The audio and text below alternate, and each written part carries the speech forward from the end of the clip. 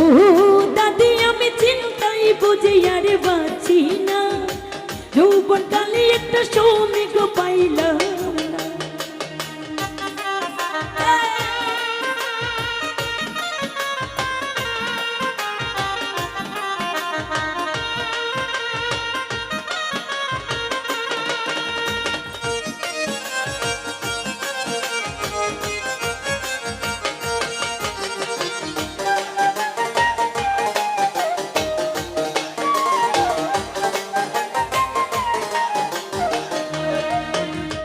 আশ্বিন মাসে যেমন তেমন দাদি গঞ্জে ধান খেতে পাকতাছে,